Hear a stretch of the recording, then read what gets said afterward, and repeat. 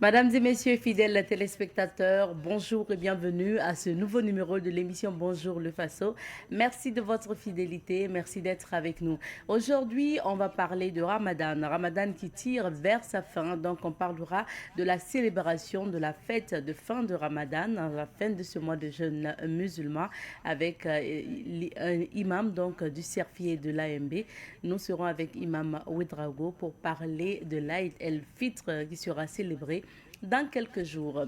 Alors, plus tard, on parlera également d'énergie renouvelable à travers un de nos invités qu'on recevra sur ce plateau. Avant ça, vous aurez la rubrique revue de presse du moins avec Alphonse Ouedraogo. Et en fin d'émission, nous recevrons Francis Emmanuel Zongo pour les éphémérides.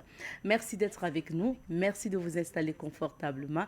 L'aventure démarre tout de suite et maintenant et direction le centre-ville de Ouagadougou, notamment au niveau de la forêt. À Bangrouego, on se laisse guider pour découvrir tellement d'aspects, que ce soit la végétation et que ce soit les plantes qu'on peut retrouver et bien sûr le mini-zoo avec les animaux que les enfants pourront découvrir. On a également aujourd'hui une salle d'exposition, je vais dire, et il y a bien d'autres choses à découvrir à Bangrouego. Donc on vous amène à la découverte de Bangrouego. On a presque pas mal de choses à visiter à Bangrouego. Et le choix revient au visiteur selon son objectif. Une fois à l'entrée, elle est sanctionnée par un ticket. Et ce ticket vous donnera là où vous désirez visiter.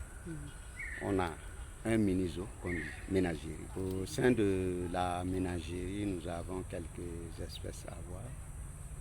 On peut avoir un hippopotame, on peut avoir des marabouts, il y a les crocodiles à voir, des pélicans, il y a des pitons, vous pouvez avoir des tortues géantes, des porcs-épics, il y a les carnivores également que vous pourrez voir, les civettes, les singes rouges et les babouins à voir et des perroquets.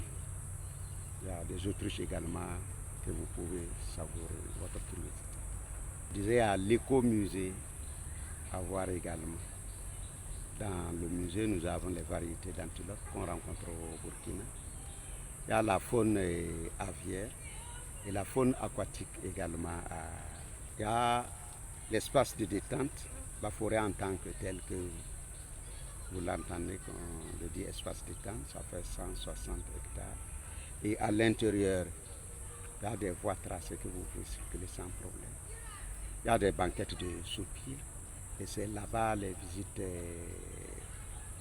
comment dirais-je, les visites de détente se font. Par exemple, les sorties de découverte, après la découverte, ils veulent se détendre, vous passez à l'espace de détente et vous passez un certain moment. Pas mal d'espèces végétales à rencontrer sur 1000 et quelques espèces végétales au Burkina. On peut avoir 900 plus dans le parc. Et il y a également les étudiants et ceux qui font la médecine, ceux qui font le laboratoire d'écologie végétale qui viennent pour la reconnaissance et la constitution de certains herbiers. Le sport se pratique au niveau de l'espace de détente également, à pied, à vélo. Il y a le football que vous pouvez faire. Il y a un terrain de basketball, un terrain de volleyball également. Ça, c'est côté parc de sport que vous pouvez les pratiquer. C'est comme je vous ai dit, l'accès au parc est conditionné, est sanctionné par un achat de tickets. Et ce coût revient au visiteur selon son objectif. Vous avez parlé de ceux qui viennent pour les pique-niques. L'accès au niveau de l'espace de détente est sanctionné à 100 francs pour un enfant, à 200 francs pour un adulte. Et ceux qui viennent pour les pique-niques, hormis les frais d'accès, il y a autre somme qui s'ajoute qu'on dit frais de pique-nique. Et cette somme varie en fonction du nombre de personnes. Ça part de 1000 francs à 10 000 selon votre effectif. L'accès au niveau de la ménagerie fait 100 francs pour les enfants, 300 francs pour les adultes, hormis ces frais, il y a ceux qui désirent faire des photos de souvenirs, il y a ceux qui veulent des fois aussi utiliser les caméras. Pour les photos, il y a tarif amateur, tarif professionnel, les caméras également, même chose. Pour les photos amateurs, vous avez 1000 francs, et pour les photos professionnelles, 5000 francs. Les caméras amateurs, 15 000, caméras professionnelles, 35 000. Donc, une fois que vous mettez pied à Bangrego, il y a certaines règles que vous devrez respecter, à savoir l'utilisation de certaines choses. 1. Le feu n'est pas autorisé chez nous. 2. La chasse n'est pas autorisée chez nous. La pêche n'est pas autorisée chez nous, ce qui veut dire qu'il y a certains matériaux, dès que vous les possédez, vous ne pouvez pas aller à l'intérieur. Soit vous les déposez avant de rentrer dans la forêt. Une fois à l'intérieur aussi, il y a les ordures que nous avons installé des poubelles partout, que vous pouvez les introduire là-bas. Pour ceux qui viennent en pique-nique, s'ils ne sont pas à côté d'une poubelle, avec un sachet plastique, ils peuvent collecter leurs déchets et puis aller déposer dans les poubelles. Bangrego est ouvert tous les jours, sauf lundi. Mais lundi férié, il est ouvert. Je dis lundi férié, par exemple, le lundi de Pâques. C'est un lundi férié, il est ouvert. De 6h à 18h.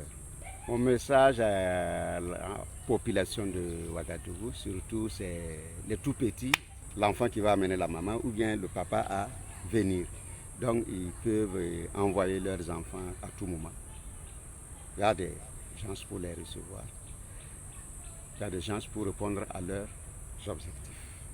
Au lieu d'aller dans d'autres sites, par exemple, je prends un exemple, il y a d'autres qui préfèrent aller dans des bars, dans des maquis. À Bangrego, vous vous levez avec votre glacière, de quoi manger, votre natte, vous passez la journée sans problème. Donc, vous profitez, vous avez la nature, vous êtes en contact avec la nature, vous avez l'air pur que d'aller vous charger les poumons ailleurs. Et vous avez moins de bruit également.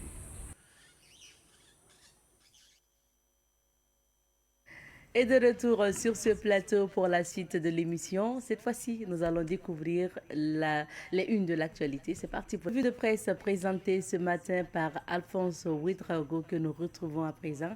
Bonjour et bienvenue. Bonjour à toi, Madame Nkema. Bonjour à toutes et à tous. Merci d'être là. Merci. On découvre les titres de l'actualité, toujours alimentés par le sport. Le sport, bien sûr. Je commence donc avec le journal de tous les Burkinabés, Sidoaya, ce quotidien d'État à sa une ce matin, nous parle du cinéma africain et il nous annonce que les bases d'une souveraineté audiovisuelle sont donc en cours.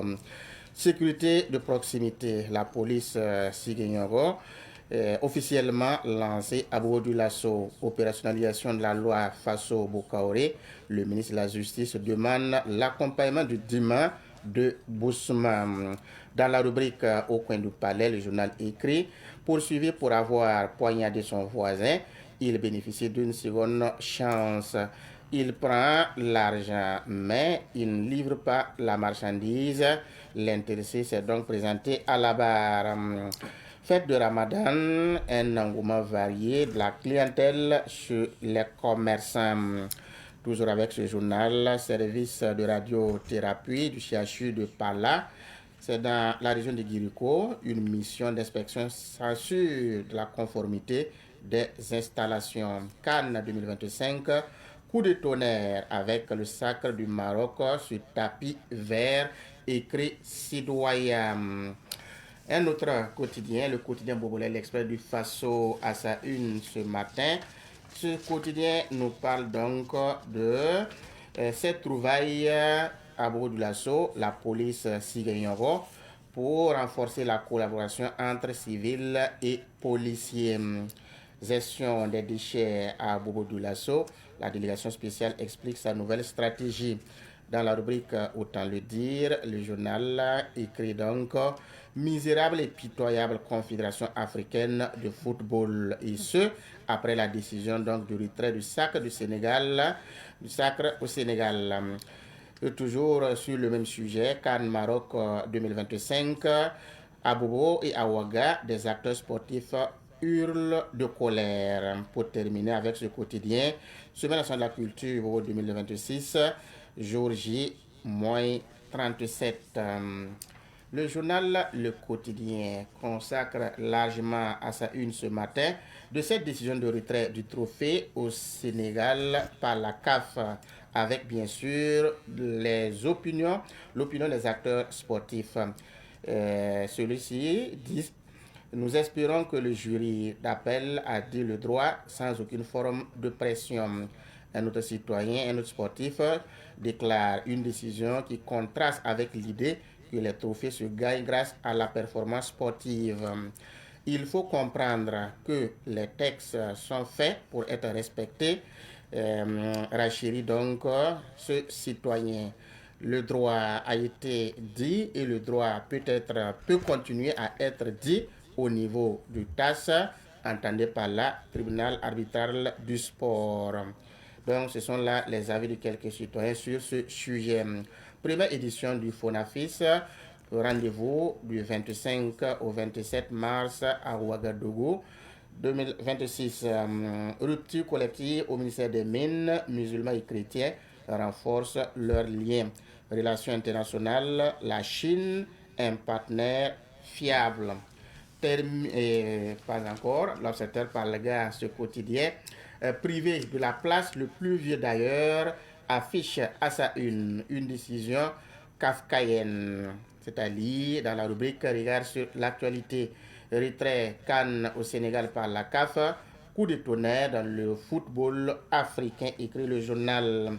Ce journal qui a largement traité ce sujet nous dit à la page 13 que le verdict qui passe mal. La Fédération sénégalaise de football va saisir le TAS, le tribunal arbitral du sport. Nous informe également l'observateur Palgam. Dakar réclame une enquête pour soupçon de corruption et toujours sur le même sujet. Ce que disent les articles 82-83 de la CAN, c'est à lire à la page 17 du journal également. Pendant ce temps, la Fédération royale marocaine réaffirme son attachement au respect des règles. Terminons avec le journal Le Pays. Ce quotidien de 1200 logements, à sa une ce matin, on peut lire ceci. Le Pays nous parle donc du retrait du titre au Sénégal au profit du Maroc. Les Sénégalais ne doivent s'en prendre qu'à eux-mêmes. Ce sont donc les propos de Salif Ouedraogo et Talon Kibayam. Pendant ce temps, toujours sur le même sujet, Roger Kaboré, commerçant, lui, il dit: c'est une décision qui va faire rire toute la planète. Oyou, comédien et acteur de cinéma, déclare: nous les artistes, nous avons besoin de statut. C'est ce qu'il réclame donc. Révélation dans cette rubrique toujours avec le journal Le Pays. Prétendue vente aux enchères de motos, la BMCRF attire l'attention de l'opinion. Sofitex, les travailleurs pris pour la relance de la production cotonnière. Mémorial du temps, l'Afrique, grand musée de la préhistoire. Ramadan 2026 au Burkina, la foi à l'épreuve des problèmes existentiels. Merci beaucoup pour ces titres de l'actualité. Et aujourd'hui, la phase commentaire se consacre au sport et nous continuons avec ce ping-pong qui continue après la décision du jury d'appel de la CAF de retirer la coupe au Sénégal. Effectivement, c'est l'information qui, en tout cas, nourrit la presse qui est aujourd'hui véhiculée, qui crée vraiment l'émoi au niveau du monde sportif actuellement, au niveau africain et même dans le monde entier. Et tout le monde est surpris. Hier, nous en parlions. Ce qui est nouveau, c'est que officiellement, la Fédération sénégalaise du football entend vraiment rester au niveau donc du TAS, du tribunal arbitral du sport. Et l'élément nouveau également, c'est qu'hier, le gouvernement sénégalais a officiellement réagi à travers donc la secrétaire d'État au niveau donc auprès de la présidence qui dit que l'État sénégalais demande à ce que une enquête internationale indépendante soit donc entamée pour en tout cas savoir qu'est-ce qui s'est passé, parce que l'État sénégalais soupçonne, il y a des soupçons de corruption dans cette affaire. Tout le monde a été témoin de ce qui s'est passé. Avec cette photo que vous voyez, c'est une photo donc du président Diomaye Faye, une photo publiée pour dire que, en tout cas, c'est une photo qui parle. C'est ça. Il a publié la photo sans commentaire. Oui, sans commentaire, mais ça dit tout. Ça montre ce qui anime les autorités sénégalaises actuellement, parce que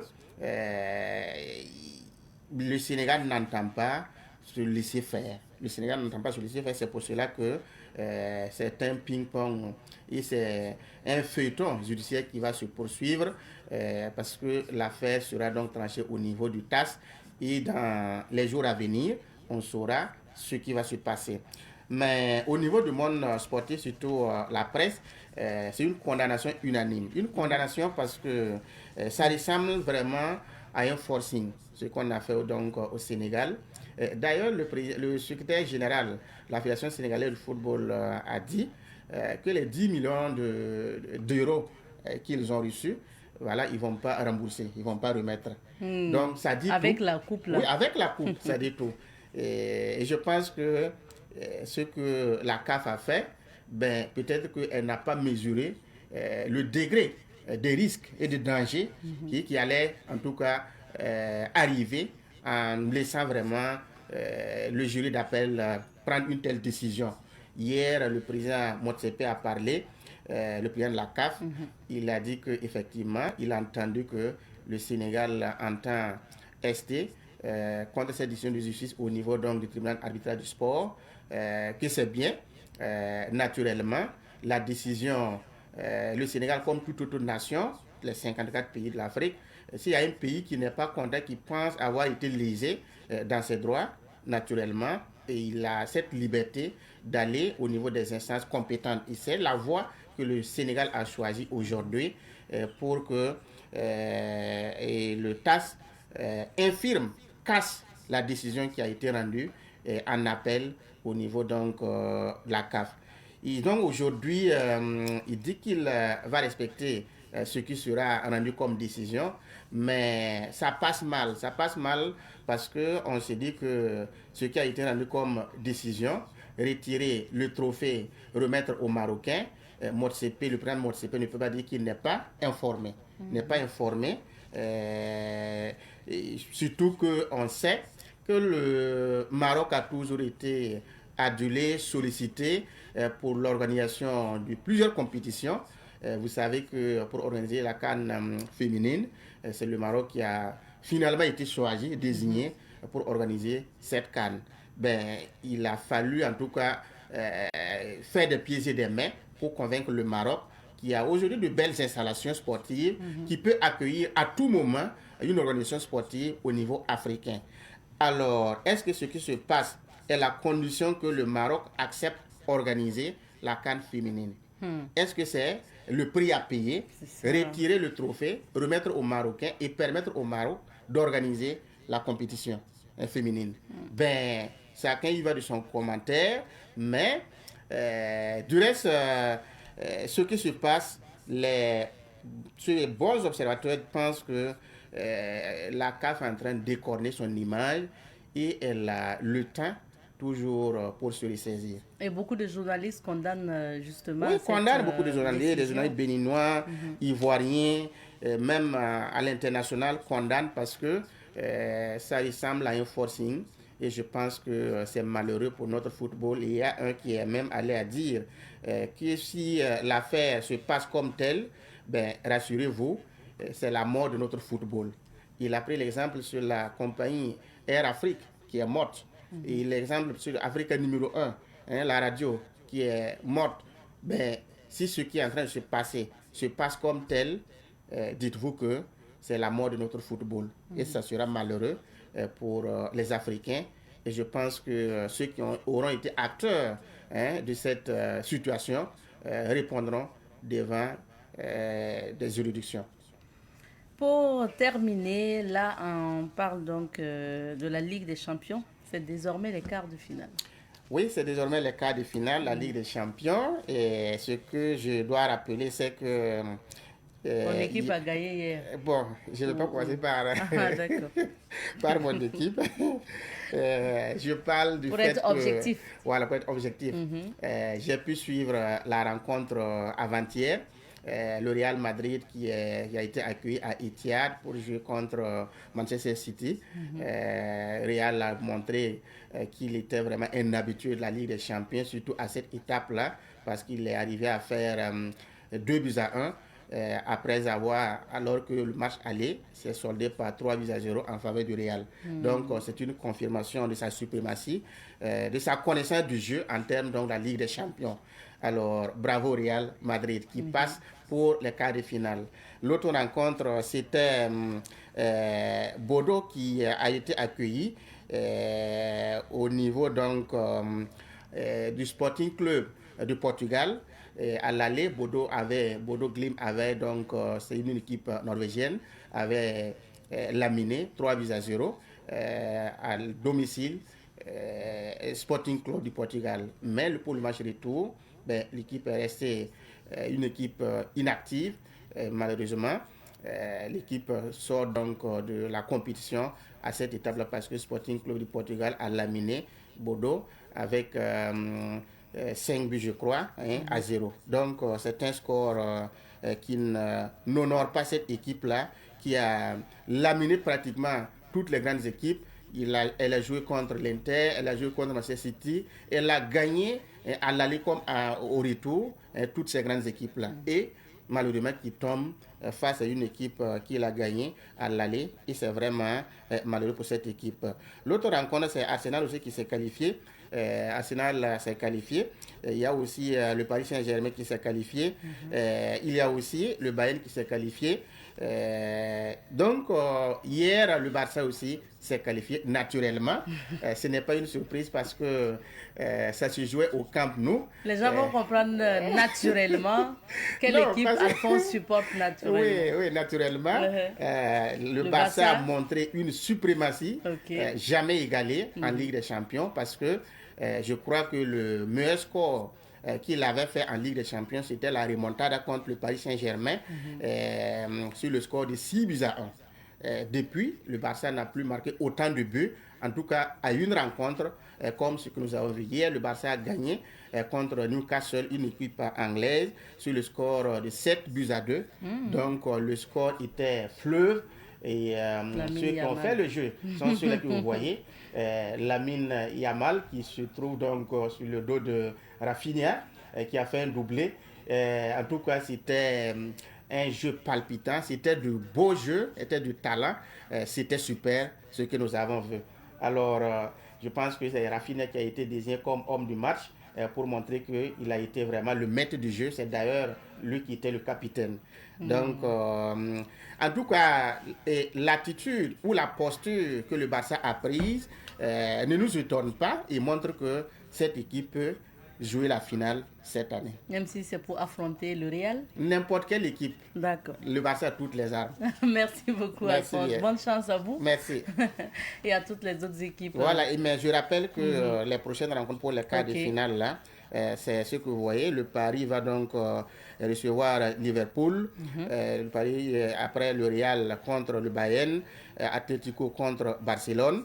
Une équipe que le Barça connaît bien parce que ce sont deux équipes espagnoles. Et Sporting Club du Portugal contre Arsenal, une équipe anglaise. Donc Liverpool aussi a en tout cas laminé hier contre Galatasaray, une équipe turque où le Nigérian Osimhen joue. Malheureusement, il n'a pas terminé la rencontre parce qu'il a eu une blessure au niveau donc, de son avant-bras. Donc il est sorti prématurément et ça a déséquilibré le jeu du Galatasaray. Malheureusement, l'équipe a perdu 4-0. Oh là. Merci bien. Merci bien. Pour ce commentaire sportif, on va maintenant dire un mot quand même sur la pensée et puis le proverbe, c'est rapidement avant de nous quitter. Le proverbe du jour, et je rappelle que c'est un proverbe du 16 novembre 2018, donc on vous ramène ça. Et ça dit ceci: dans la guerre d'amour, le vainqueur est celui qui fuit. Ah bon? Le vainqueur, c'est celui qui fuit. Oui, dans la guerre d'amour, le vainqueur est celui qui fuit. Ceci pour dire que quand vous vivez ensemble, il arrive par moment que entre la femme et le mari, il y a des couacs, il y a des bagarres. Mais quand une telle situation arrive, le vainqueur est celui-là qui fuit. Parce qu'il fuit pour se sauver, parce qu'il est faible, mais pour préserver quelque chose. C'est ça. Alors, quand il y a une bagarre entre les deux, ben, peut-être que l'homme, en restant pour terminer la bagarre, va porter la main sur la femme. Ça peut arriver à des blessures, ça peut déboucher même sur la mort. En ce moment, vous n'avez pas fait votre travail.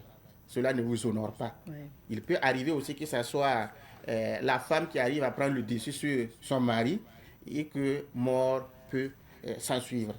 Donc, personne ne gagne en ce moment. Donc, ce qui peut vous sauver, que ce soit la femme ou l'homme, c'est de fuir. C'est de fuir. Vous, si vous fuyez, ben, l'affaire va rester entre vous. Il se peut qu'il y ait une entente après. Donc, le PCA de Savane-Médère nous dit le bras de fer ne sert à rien. Face à une telle situation, le vainqueur est celui qui fuit.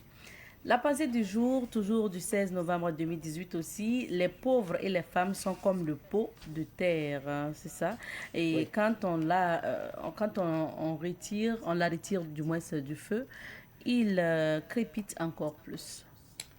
Oui, parce que vous connaissez le pot de terre, cette marmite traditionnelle-là. C'est ça. Quand vous la mettez au feu, ce que cette marmite, ce pot de terre contient, même quand vous la retirez du feu, ça continue de bouillonner. Parce que tel que c'est fabriqué, la chaleur ne sort pas aussi vite, ça veut dire que c'est toujours chaud. Alors, en prenant l'exemple sur les pauvres et les femmes, c'est pour dire que quand vous avez affaire à une femme, quand vous l'avez blessée, pour elle ne finit pas vite. Parce que la femme garde toujours ce que vous faites. Elle ne pardonne pas rapidement. Elle vous attend au tournoi. Donc quand vous blessez la femme, dites-vous que ce n'est pas fini. Parce qu'elle sait encaisser, elle sait garder, si bien que vous allez le rembourser ce que vous avez fait à la femme. Finalement, je vais finir par croire que le PCA n'aime pas beaucoup les femmes. Ah, et pourtant. C'est tout comme le pauvre. Hein. Le pauvre aussi, quand vous le blessez, quand vous avez affaire à lui, ben, pour lui, c'est jusqu'à ce que moi s'en suive. Hein. Oui. Voilà, il ne pardonne pas. C'est dire que quel qu'en soit, mais il faut que lui, il fasse donc la vengeance. Parce que vous l'aurez blessé pour telle ou telle chose. Mais le contraire, c'est quand vous êtes riche. Quand les riches se manquent, ben, c'est quelque temps après. Oui, ils laissent passer. Ils prennent même un verre ensemble. Il y a des gens qui ont l'habitude de dire que quand le riche se fâche, il distribue de l'argent. Mais le pauvre, ce n'est pas le cas. Lui, il cherche vraiment à se venger. Oui. Voilà. Donc, les deux, le pauvre et la femme, c'est pareil. Ok, pour on a bien là, noté. Ça ne finit pas vite. Il n'y a pas de parole, ça ne finit pas vite. Merci. Mais en tout cas, je vais inviter les femmes à pouvoir travailler sur ça pour laisser passer les choses. Parce qu'aujourd'hui, il y a tellement de maladies de cœur que c'est mieux de laisser passer pour préserver sa santé et puis son bonheur. Merci beaucoup, Merci Alphonse. bien, Madame On va découvrir les couleurs du temps présent. C'est parti pour la météo du jour. La société IP+ vous offre la météo des affaires.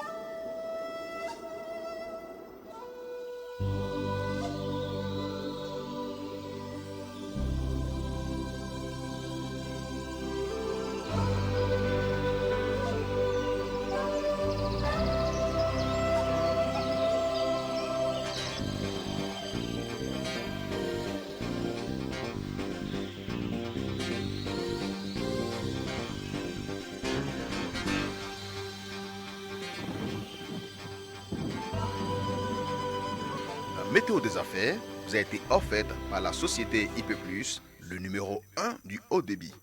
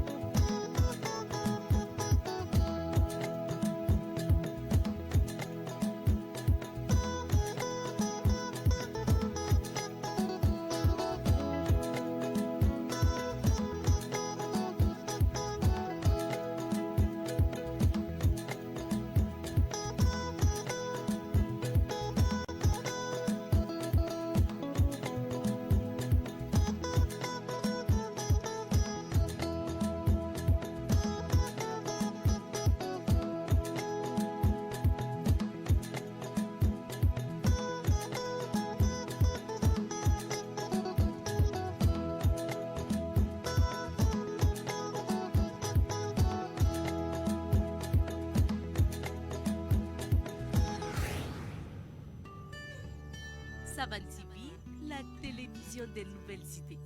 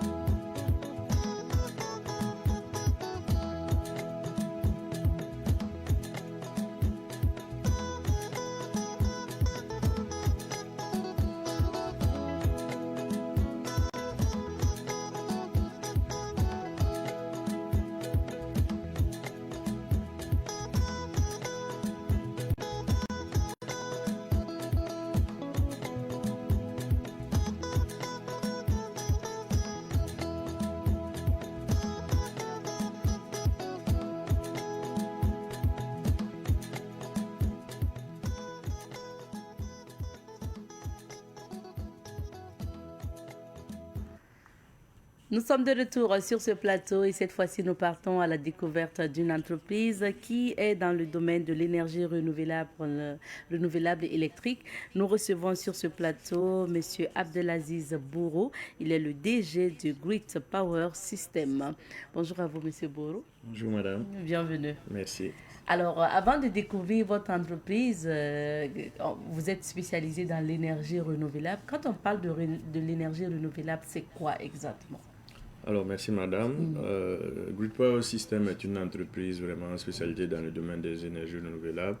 Par énergie renouvelable, il faut entendre tout ce qui est conception liée au solaire qui permet d'apporter de l'électricité verte pour permettre d'avoir de l'électricité et de réduire un tant soit peu les consommations électriques. Donc, ça englobe les installations liées au soleil. C'est globalement tout ce qui est utilisé pour produire de l'énergie verte. Voilà. Maintenant, ce que je veux savoir, est-ce que ces énergies renouvelables-là, ou l'énergie à base du soleil, ça peut être aussi à partir d'autres choses que le soleil, hein? Oui, ça peut être à partir d'autres sources. Donc, il y a par exemple l'éolienne, il y a ce qui est source thermique. Mais nous, on est vraiment axé sur tout ce qui est production solaire. Ok. Voilà. Maintenant, pour le solaire, est-ce qu'il est coûteux d'avoir des installations solaires? Alors, il est coûteux pour d'autres, mais nous, notre atout, c'est qu'on va apporter de l'électricité verte de bonne qualité solaire à bas prix. Voilà. D'accord.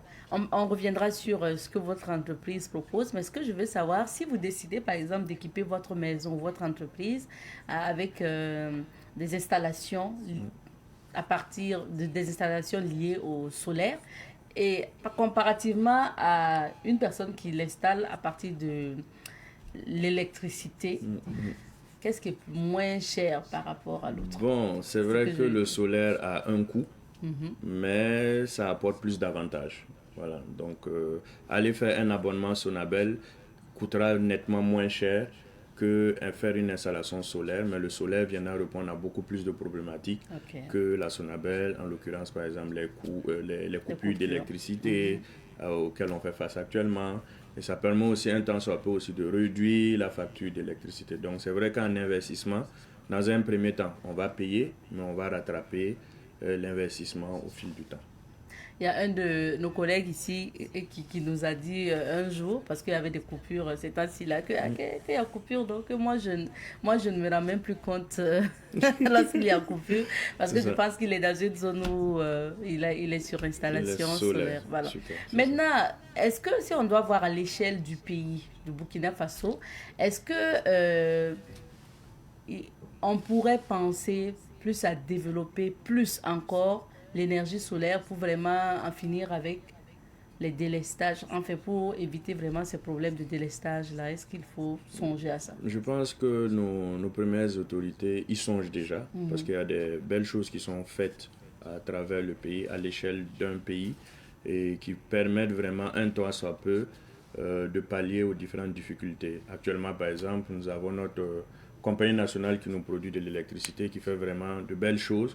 Et c'est pour ça qu'on sent de moins en moins les coupures. Donc c'est pour dire que les premières autorités sont déjà dans cet élan de pouvoir permettre d'avoir le solaire presque dans tous les ménages. Donc revenons à votre entreprise, Grid Power System. Qu'est-ce que vous faites concrètement? Qu'est-ce que vous proposez à la clientèle?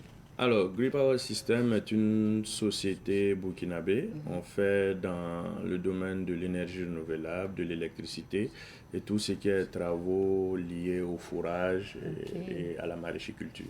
Voilà. Donc, est-ce que votre accompagnement consiste à quoi? Est-ce que c'est la vente des appareils? Est-ce que c'est aussi la maintenance, la formation? Alors, nous, on est une entreprise, on est du début jusqu'à la fin. Donc, on conseille, on installe, on repart et on accompagne. Donc, un client qui vient vers nous, qui est en phase de construction de maison, on peut l'accompagner pour faire le dimensionnement, le conseiller s'il a déjà un équipement ou rattraper ce qui n'est pas bien fait. Donc, on est vraiment là de A à Z. Donc, on installe, on conseille et on répare. Et vous vendez les appareils aussi? Si, on vend les appareils. On vend les appareils lithium. Nous, on fait exclusivement du lithium parce que bon, c'est la nouvelle technologie, c'est ce qui se fait de mieux et c'est ce qui est plus rentable en fait pour le client final. Voilà. Mais quand vous dites lithium, c'est quoi exactement? Alors, avant, il y a ce que les gens disaient que batterie gel ou batterie des voitures. Aujourd'hui, il y a des nouvelles technologies en batterie lithium. On va dire que c'est des batteries plus intelligentes, plus performantes et qu'on peut vraiment, par exemple, monitorer, connecter à Internet pour connaître son suivi. Voilà. Donc, ça permet d'avoir vraiment une plus grande autonomie et de pallier vraiment aux différents problèmes qu'on peut rencontrer. Quand vous avez ramené des échantillons C'est ici, ça, c'est on ça. va vous permettre de présenter ces deux appareils ça, que c'est nous ça. avons sur le plateau. Voilà. Donc nous, par exemple, en termes de nos différentes innovations qu'on a chez nous, on a ce qu'on appelle les batteries lithium portatives. Ok. Donc ça va de 300 watts jusqu'à 3 kVA. Donc leur avantage, c'est que c'est des batteries où tout est déjà incorporé dedans. Donc le client seulement prend et il branche et puis il peut déjà alimenter sa maison avec. Pas besoin de faire d'installation extraordinaire parce que la batterie déjà comporte déjà tous les éléments pour faire fonctionner la maison. Maintenant, après, quand ça se décharge, non? Je Oui, ça se suppose. décharge. Ça Et se tu le décharge. charges Voilà. comment? Alors, on a deux manières de recharger. On peut recharger via Sonabel ou via les panneaux solaires.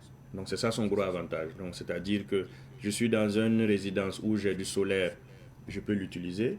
Je suis dans une maison où j'ai pas de panneaux solaires, mais je veux des batteries lithium comme tout le monde en parle.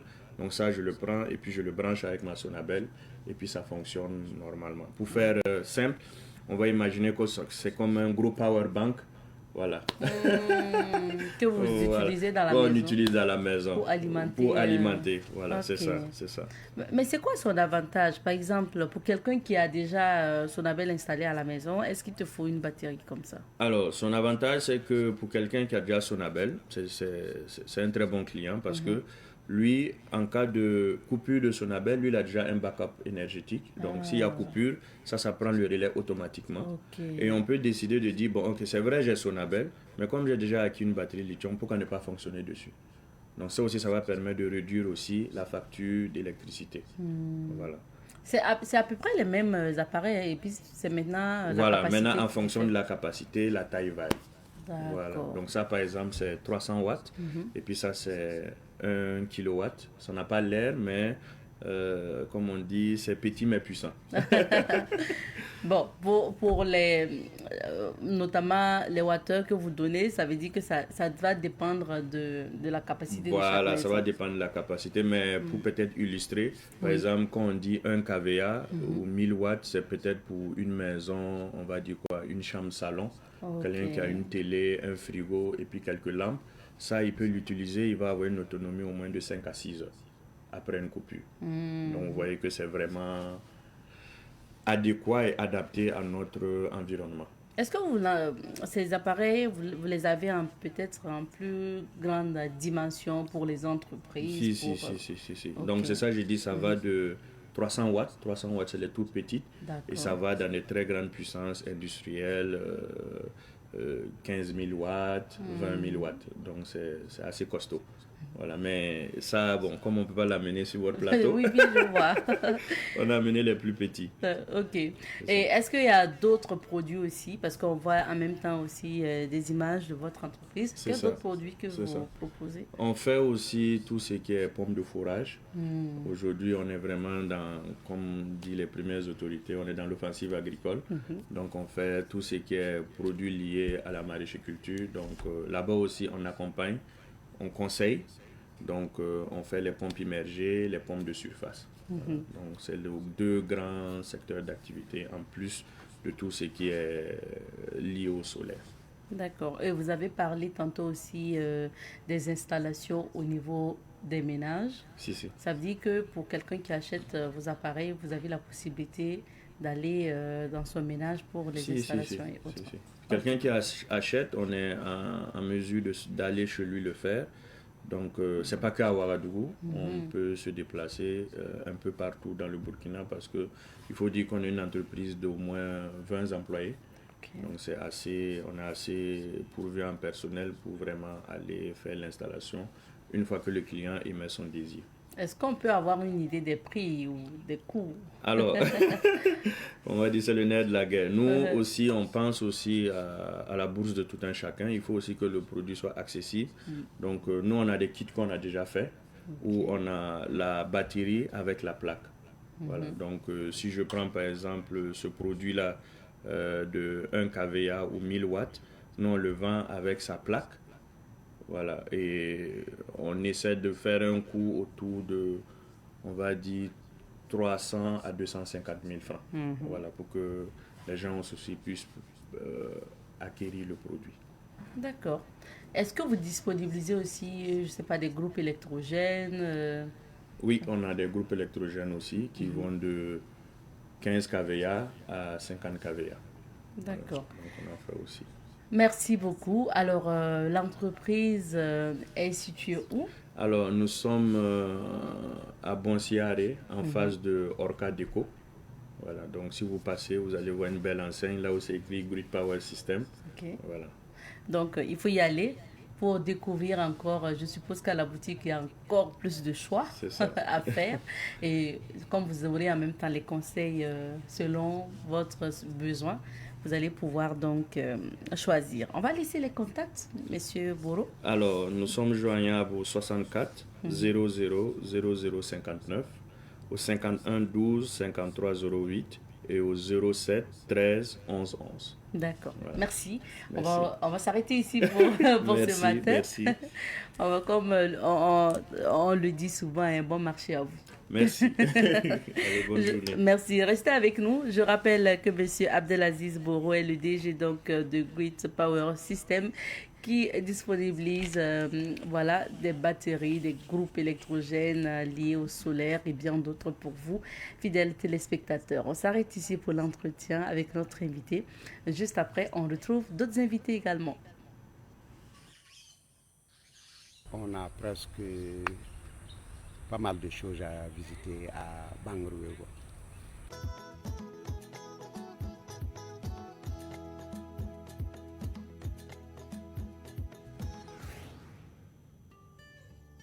Savan TV, la télévision des nouvelles cités.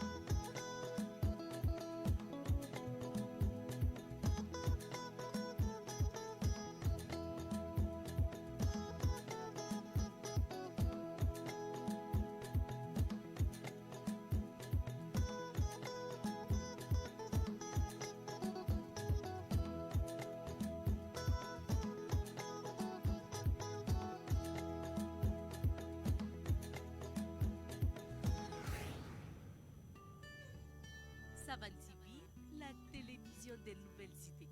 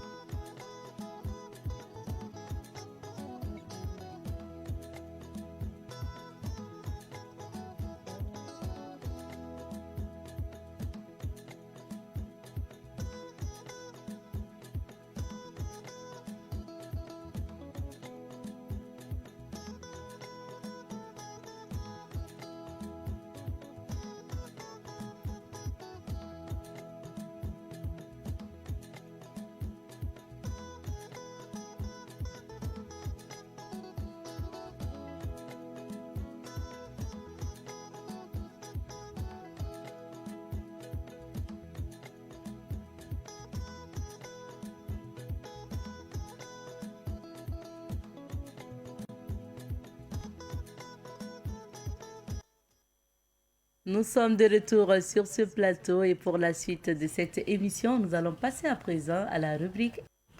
Nous recevons ce matin Imam Abdul Salam Ouedraogo, imam au CERFI et à l'AMB. CERFI, entendez par là le Cercle d'études, de recherche et de formation islamique, AMB, l'association des élèves et étudiants musulmans du Burkina. Imam Ouedraogo, bonjour. Bonjour. Bienvenue. Merci bien. Merci d'être sur notre plateau. Et aujourd'hui, on parle bien sûr de la fin du jeûne. Parce que oui, nous sommes vraiment à quelque part. Soit on célèbre Ramadan demain, pour ne pas dire la fête de Ramadan demain, Exactement. soit on célèbre samedi. Et c'est bien de faire le bilan aussi après un mois de jeûne, de pénitence, de partage, de prière surtout, et d'adoration à Allah. On en parle ce matin, Imam. Donc, on va dire que nous nous acheminons vers la fin de ce mois béni de Ramadan. Exactement. Comment ça s'est passé dans l'ensemble?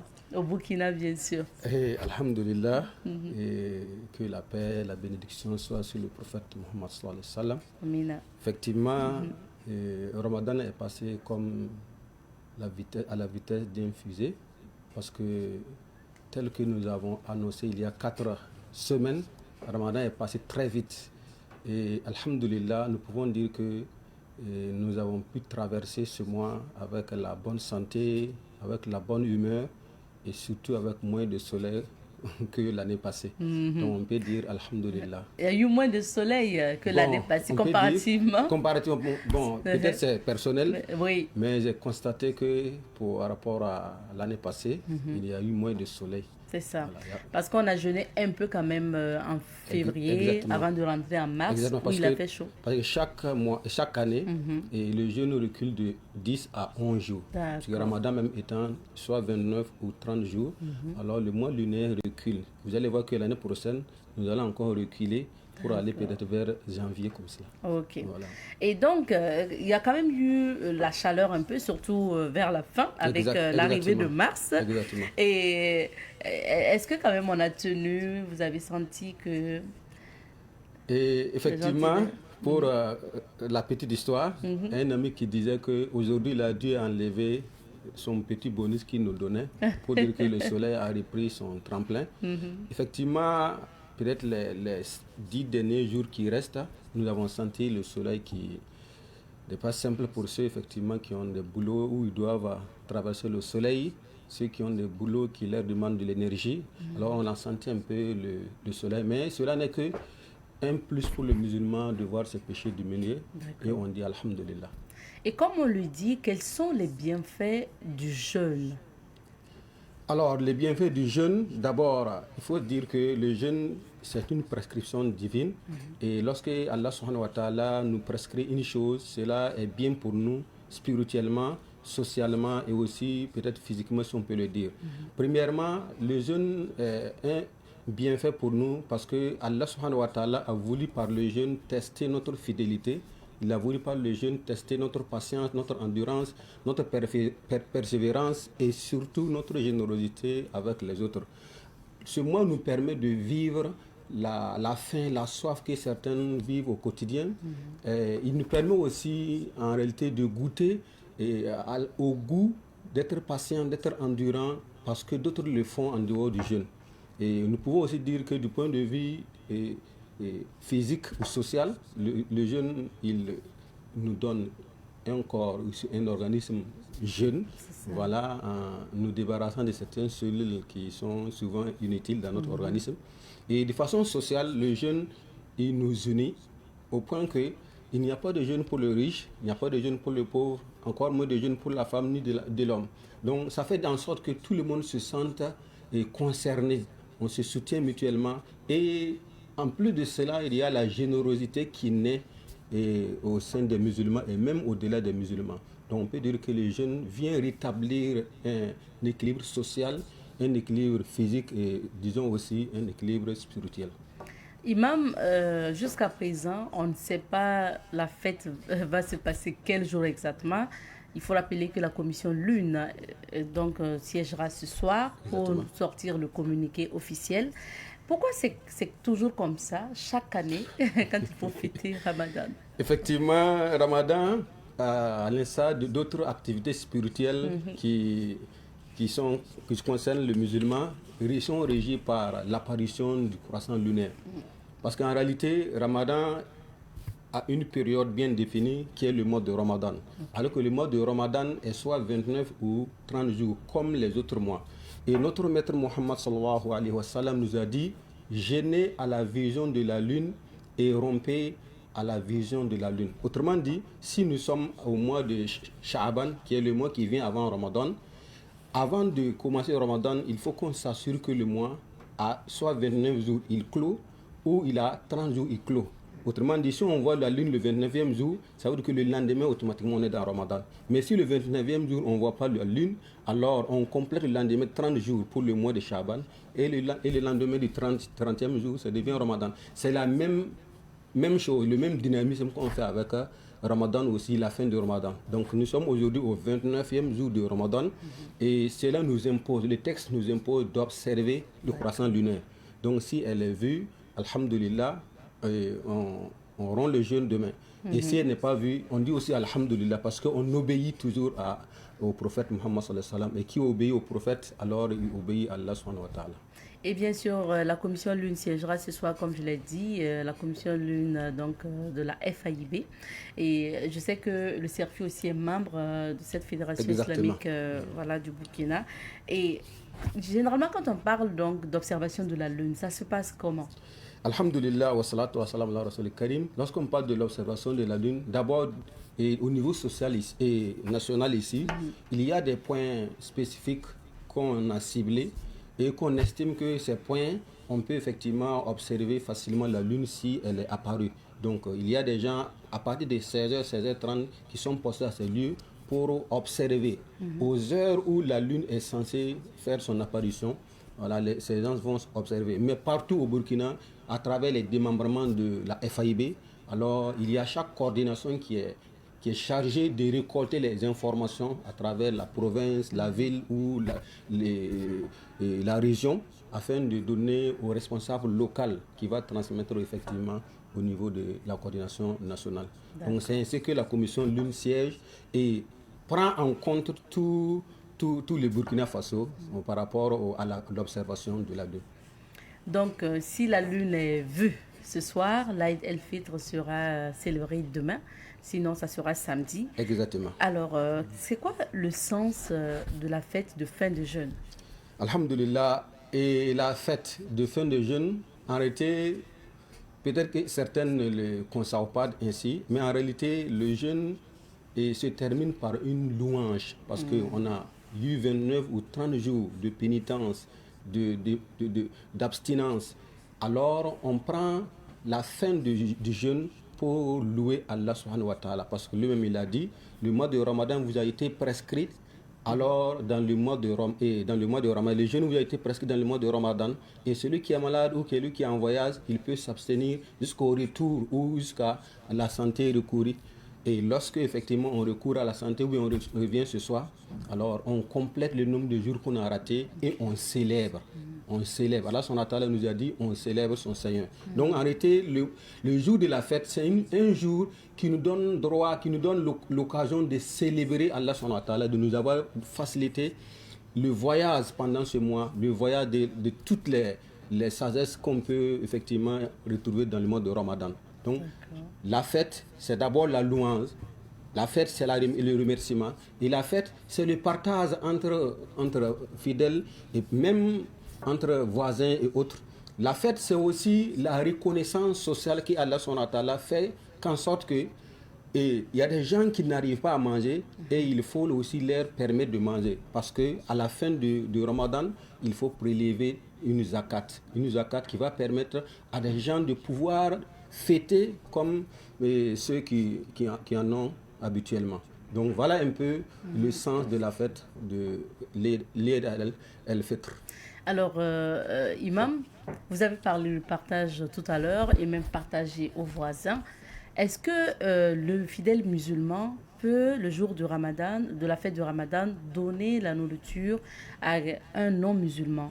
Bien évidemment, parce que même au cours du mois de Ramadan, le partage est général. Ce n'est pas ciblé. Le partage est général et il y a même les hommes témoins combien les musulmans sont généreux, si vous voulez, et pendant le mois de Ramadan. Et c'est ce qu'on demande en fait du musulman.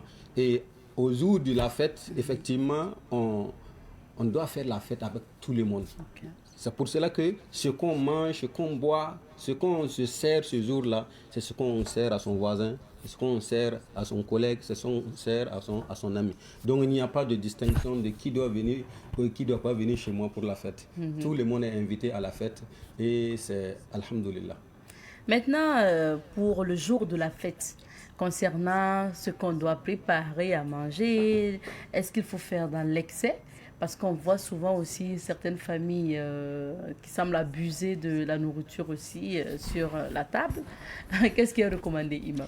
Alhamdulillah, effectivement, comme vous le laissez entendre dans votre question, et en dehors de la fête, il est effectivement conseillé de consommer ou de manger dans la nécessité. Donc, ce qui nous sert dans la journée ou dans la soirée, c'est la même chose dans la fête. Parce qu'en réalité, le Seigneur de celui qui est hors de la fête est le même dans la fête.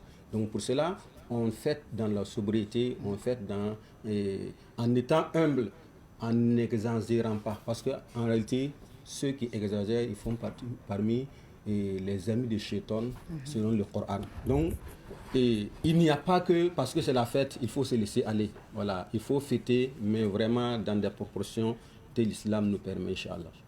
Et cette question en lien avec la boisson qu'on a l'habitude de servir, est-ce que le musulman, le jour de Ramadan, peut servir de l'alcool à un voisin chrétien qui n'est pas musulman qui en boit? Alhamdulillah, vous savez, ce qui est important en islam, c'est que ce qu'on estime que ce n'est pas bon pour ma santé, ce qui n'est pas bon pour mon esprit, ce qui n'est pas bon pour ma lucidité, alors on l'estime pareillement pour son croyant et son frère. C'est pour cela d'ailleurs que l'islam fait en sorte que parmi les boissons ou bien les aliments qui sont interdits, il y a l'alcool effectivement. Et si l'islam interdit ça en dehors des fêtes, il l'interdit encore plus le jour des fêtes. Parce qu'en réalité, servir de l'alcool à un ami, à un collègue, à un peut-être chef de service, ne suffit pas qu'on l'aime, mais peut-être qu'à quelque part, on est hypocrite par rapport à son encontre. Donc, en islam, ce que l'on mange qui est illicite pour nous, c'est ce qu'on sert aux autres. Voilà, donc on ne peut pas, au nom d'une fraternité ou de voisinage, servir de l'alcool à son frère. Ce n'est pas possible. Parce qu'on n'en consomme pas. Voilà, on n'en consomme pas. Donc autres. ce qu'on ne consomme pas, on ne donne pas aux autres pour la consommation aussi. À côté de ça, c'est la réalité aussi de même ce que certains vendeurs ou détenteurs de maquis disent. Concernant, je viens à ma question, il n'y a que le jour de la fête de l'Aïd el-Fitr, bon, les fêtes musulmanes souvent, on voit que certains jeunes, après avoir fêté en famille, se retrouvent aussi le soir comme pour rattraper le temps perdu. Parce qu'ils repartent dans les maquis et qui sait un peu ce qu'ils boivent dans les maquis ou ce qu'ils font aussi, je n'ose pas imaginer.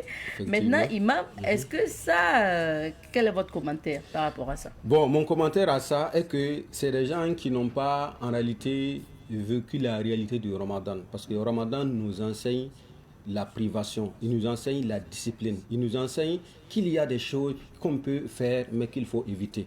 Et dans le mois de Ramadan, aussi bien hors du mois de Ramadan, l'alcool et tout ce qui est comme excitant autres sont interdits. Alors, en dehors de Ramadan, si on est sorti de Ramadan en bonne santé et qu'on replonge, ça veut dire qu'on n'a pas acquis les leçons que Allah veut de nous à travers. Parce qu'en réalité, l'objectif du jeûne là, c'est d'atteindre la piété. Et qui atteint la piété, alors il se carre de ce qu'Allah a interdit.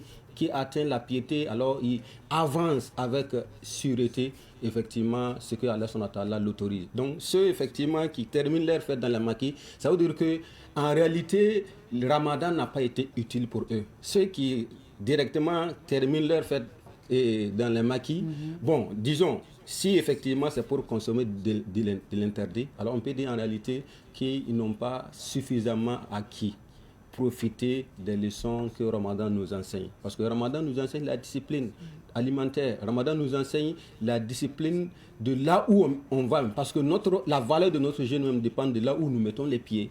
La valeur de notre jeûne dépend de là où nous posons notre œil. La valeur de notre jeûne dépend de là où nous tendons notre oreille pour écouter. Donc si par exemple quelqu'un termine son jeûne en allant au maquis, il va d'abord entendre la musique. Ouais. C'est un lieu où souvent il y a un peu de bosse.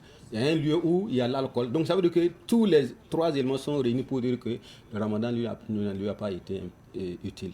Et ça c'est dommage parce que le ramadan devrait nous amener à un niveau élevé d'adoration que là où on était quand on n'était pas dans le ramadan. Alors, est-ce qu'on constate aussi, c'est ce que aussi les imams déplorent, c'est le fait que les mosquées se vident après ramadan. Pendant ce mois de jeûne, vous allez voir, souvent, on n'a même pas de la place à l'intérieur de la mosquée. Exactement. Et juste après, bizarrement, c'est encore les mosquées se vident. Quel est votre message à l'endroit aussi, à l'endroit des téléspectateurs par rapport à ça? Et ce que je peux dire, effectivement, c'est un constat malheureusement. Et moi, je dirais les étrangers du Ramadan. Et après Ramadan, effectivement, ils partent. J'ai même fait un rappel de ça dans ma mosquée aujourd'hui pour dire que Ramadan passe, mais le Seigneur de Ramadan est là. Ramadan passe, mais l'adoration qu'on vouait à Allah son Atala demeure. Ramadan passe, mais le sérieux, la sincérité, la fidélité qu'on avait de la mosquée demeure. Donc, lorsque Ramadan passe et que l'on quitte la mosquée, ça veut dire qu'effectivement, on n'a pas retenu la leçon qu'on devait retenir de la mosquée. Parce que dans la mosquée, il descend la sérénité, la sakina, la lumière d'Allah son Atala, les gens qui nous assistent. Si on se prive de ça, ça veut dire qu'on ne veut pas l'assistance de ces éléments-là dans notre vie. Donc, je dirais simplement à ces gens-là de savoir que le Seigneur qui nous a invités pendant le Ramadan dans la mosquée, en fermant les portes de l'enfer et en ouvrant les portes du paradis, en attachant les diables, ce Seigneur existe. Même si le diable n'est pas toujours attaché, mais il y a l'effort que nous avons acquis dans le Ramadan qui devrait pouvoir nous propulser au cours des autres mois. Et après le mois de jeûne, on a souvent quelques jours aussi, après la fête de Ramadan, je veux dire, on a quelques jours de jeûne. Exactement. Ici, on le dit couramment pour accompagner donc la lune. Ça sert à quoi? Qu'est-ce que c'est concrètement, Imam? Alhamdulillah, effectivement, après le Ramadan, lorsqu'on prend les courants de pensée islamique, les 4 écoles juridiques, il y en a 3 par exemple qui estiment qu'après le Ramadan, il y a 6 jours qu'on doit jeûner, ce qu'on appelle Sita Sawal. Sita Sawal, ça veut dire 6 jours d'accompagnement du mois de Sawal. Et ces 6 jours-là équivaut au jeûne de toute l'année. Ça veut dire que si vous jeûnez le Ramadan de façon les 30 jours ou 29 jours, ou même si vous avez des crédits que vous allez rattraper après, si vous jeûnez les 6 jours ajoutés à ces jours de Ramadan qu'on a jeûné, alors notre prophète Mohammed sallallahu alayhi wa sallam dit c'est comme si vous avez jeûné toute l'année. Et ailleurs même il dit c'est comme si vous avez jeûné toute votre vie. Donc c'est important aussi. C'est très important en réalité. Et aussi ce qui est vraiment important dans ça, c'est que ce jeûne nous permet de rester en intimité avec le mois de Ramadan. Et ça nous permet aussi de savoir que en dehors du mois de Ramadan, le jeûne ne ferme pas ses portes. Il y a des jeûnes effectivement en dehors de Ramadan qu'on peut jeûner. Et c'est les 6 jours, on les appelle 6 jours de Sita Sawal. Et ces 6 jours, on peut les jeûner d'affilée ou bien de façon consécutive ou bon, pourvu que dans le mois qui suit effectivement le Ramadan, qu'on puisse jeûner les 6 jours. Donc voilà un peu, c'est dû au fait qu'en les jeûnant, on a une récompense de plus que le Ramadan seul. Alors Imam, si la fête c'est demain vendredi ou sinon après-demain samedi, le Serfi compte prier où et à quelle heure? Comment vous organisez pour la prière de l'Aïd el-Fitr? Alhamdulillah, et comme d'habitude, le Serfi a choisi pour site de prière l'université et précisément au niveau du terrain d'Abou Boukari, ou si vous voulez le terrain qui fait face à l'UFR SVT. Donc d'habitude, l'Aïd el-Fitr, nous le prions là-bas et le Serfi honore ce rendez-vous chaque année et à partir de 8h30, 9h selon l'heure fixée par le rectorat. Et pour cette année, l'heure m'échappe parce que je n'ai pas pris connaissance. Voilà. Mais d'ici Ce le soir, soir. 8h30, Voilà, 9h, mais 8h30 ou d'ici ce 9h. soir avec le Voilà, communiqué. le communiqué, voilà, effectivement. Parce que Voilà. après le communiqué, il y a un communiqué aussi du CERFI et des différents membres de la FAIB Ok. pour préciser leurs membres, voilà, à quelle heure nous allons prier, voilà, et où. Et précisément pour le CERFI, c'est à l'université Joseph Kizerbo, au niveau du terrain d'Abo Boukari, ou le terrain qui fait face à l'UFR SVT. Et souvent, quand c'est au mois de pluie, voilà, on informe cette information de plus et la prière se reporte au CIAO, à l'amphi, dans l'immeuble, le pavillon du soleil levant. Inch'Allah. Mais je sais que comme on est en mars, Bon, on il ne est sait fort pas, peut-être probable qu'Allah Sonatala va nous pourquoi faire pas, grâce c'est vrai. d'une pluie, et qui sait, puisqu'on a eu une pluie à Bobo et peut-être dans d'autres villes. c'est vrai. Donc peut-être que pour nous va venir le jour de la fête. Pourquoi pas. Mais sinon, c'est d'abord à l'université Joseph Kizerbo pour Exactement. la prière du Serfi. Inch'Allah. Juste une précision, imam, est-ce que dans toutes les mosquées, enfin, il y a la prière, toutes les mosquées sont habilitées à faire la prière de la fête? Arrêtez pour ce qui concerne la prière de la fête ou des fêtes, si vous voulez. Et ce qui est conseillé, c'est des espaces vides. C'est des espaces où les gens peuvent venir. Parce qu'en réalité, au cours de ces prières, même les femmes qui ne sont pas en ablution, autrement dit qui sont en menstrues, en lochi, ou qui ne sont pas en état de pureté, voilà, sont toutes invitées. Et lorsqu'elles viennent, elles se mettent en retrait au moment de la prière. Et après la prière, l'imam va prononcer un sermon. Et après le sermon, il y a des invocations qu'il va formuler. Et ces femmes, c'est l'honneur pour elles, effectivement, de répondre Amin, Amin. Donc, ce qui est d'abord conseillé, c'est l'espace public où il n'y a pas de contrainte à ce que la personne soit en ablution avant d'y être, où la personne soit un peu cloîtrée. Mais c'est lorsque, effectivement, il n'y a pas d'espace où, si la mosquée est à même de pouvoir contenir les gens, alors en ce moment, on peut effectivement prier dans la mosquée. Sinon, ce n'est pas interdit dans la mosquée, mais la priorité, c'est dans un espace. Voilà pourquoi le Serfi, d'ailleurs, n'est pris ni dans la mosquée de l'AMB, ni à la mosquée de Serfi, mais choisit de prier ça à l'université. Merci, imam. Pour finir, on va vous permettre de souhaiter bonne fête en anticipation aux téléspectateurs. Merci beaucoup et je profite de cette chaîne, effectivement, souhaiter bonne fête à chacun de nous. Qu'Allah Sonatala nous donne l'année prochaine en bonne santé. Amin, Je prie Allah Sonatala de nous compter parmi ceux qui ont eu Laylatul Qadr et surtout qu'il fasse que Ramadan nous enseigne la sincérité, la fidélité, la prospérité, la générosité, l'endurance et surtout la patience. Parce que si on est sorti d'un Ramadan, on n'est pas patient, ça veut dire que notre Ramadan est quelque chose qui ne va pas. Et je suppose que Allah Sonatala va nous accorder cela. Donc, bonne fête à tous. Et que Dieu nous accorde plein d'autres Ramadan. Merci beaucoup, imam. Merci de votre présence. Restez avec nous. Je rappelle que nous recevions comme invité imam Abdul Salam Ouedraogo, imam au Serfi et à l'AMB. On va s'arrêter ici pour l'entretien de ce matin. Merci. On marque une petite pause. Juste après, on retrouve Francis Emmanuel Zango.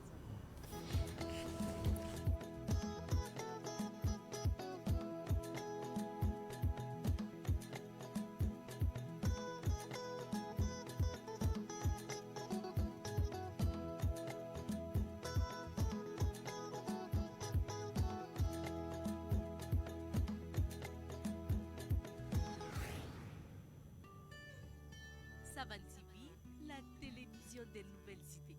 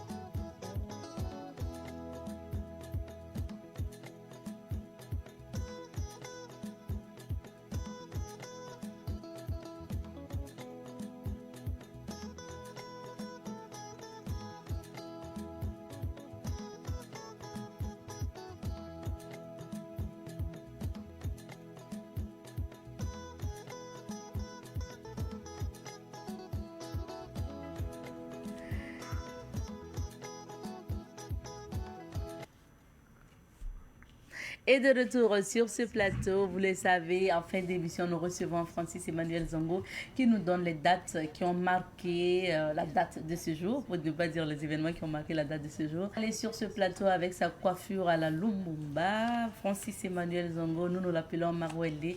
Marouel, bonjour. Bonjour Abzeta, bonjour à toute la nation entière. Une coiffure lumumbatique, devrais-je dire.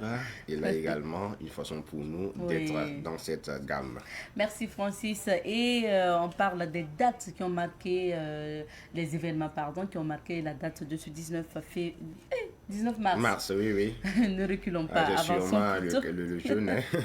C'est ça. Donc nous débutons avec cette date-là. Abdoulaye Wade, élu président du Sénégal. C'était le 19 mars 2000.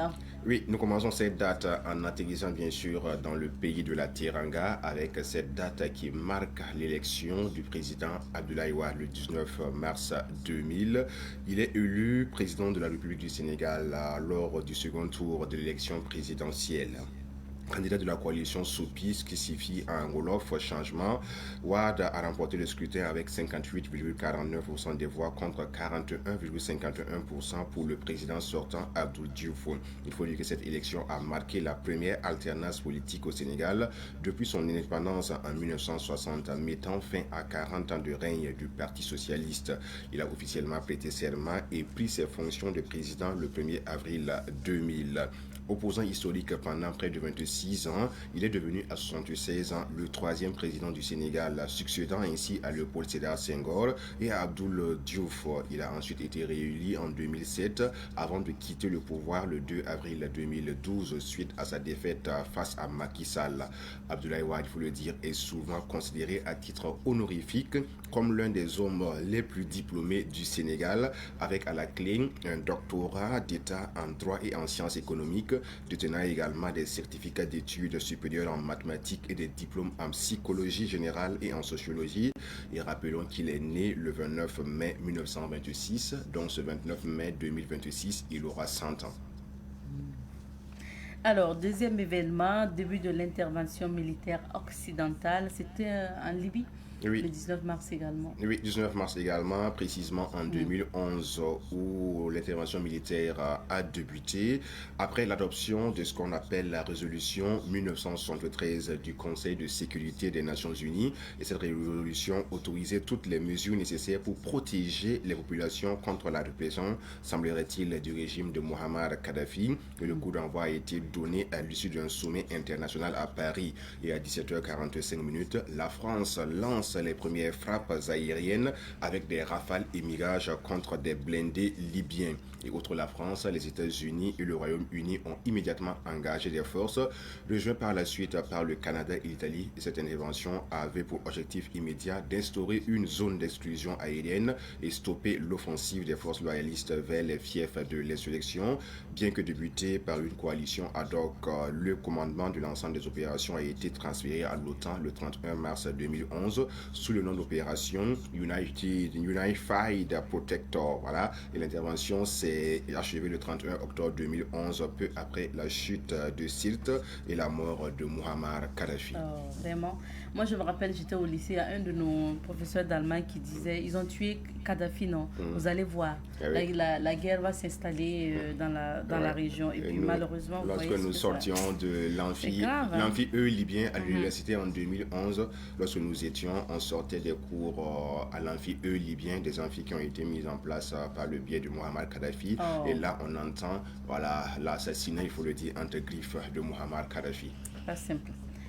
Troisième événement, la Guadeloupe, la Martinique, la Guyane et la Réunion, voilà, deviennent du moins des départements d'outre-mer. Et oui, c'est ce qu'on entend souvent, les territoires de la France d'outre-mer ou les départements de la France d'outre-mer. Je crois que dans une chaîne de radio qui n'aimait plus ici au Burkina Faso, on avait dédié un journal spécial à ces quatre régions-là, c'est-à-dire le journal de la France d'outre-mer qu'on suivait par moment.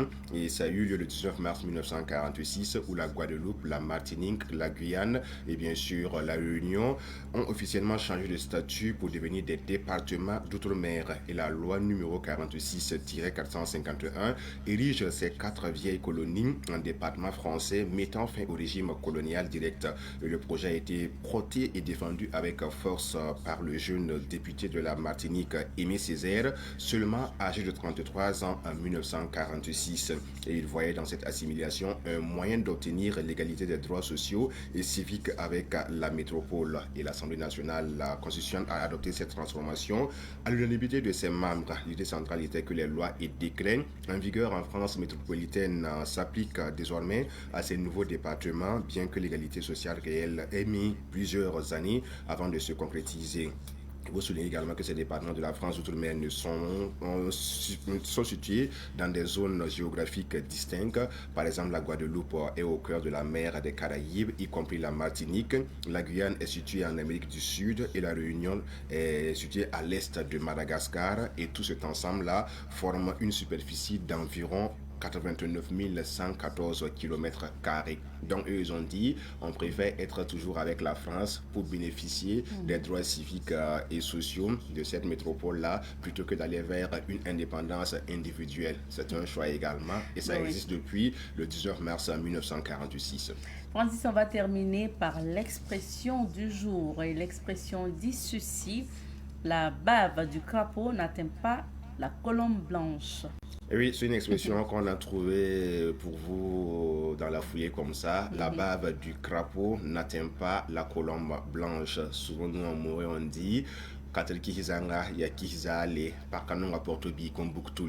donc quand on dit ceci en français, ça veut dire tout simplement que les médisances, les moqueries et les railleries ne peuvent pas vous atteindre directement. Il peut y avoir des situations où ça existe, où les gens pensent mal de vous en passant bien sûr par les couloirs de la mysticité, je peux le dire ainsi, de façon spirituelle pour vous nuire. Mais sachez que la bave du crapaud ne peut pas atteindre la colombe. Le crapaud, il existe pratiquement à terre et la colombe blanche, elle vole. Et la couleur, loin, hein? oui, et la couleur blanche, elle signifie la pureté, la simplicité, de la colombe blanche. Quoi qu'il en soit, c'est pas le même level.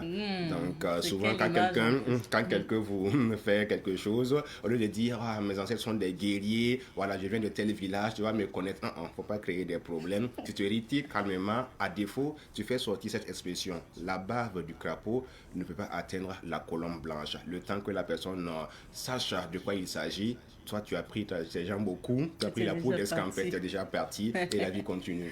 Merci beaucoup Francis pour l'expression et à lundi. À lundi, demain on ne sera pas là, mais on sera de cœur avec vous, toujours avec le même plaisir et la même passion qui nous anime.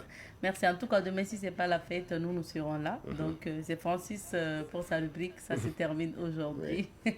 Merci à vous également, fidèles téléspectateurs, de nous avoir suivis. Prenez soin de vous. On se retrouvera, Inch'Allah, demain. Tschüss.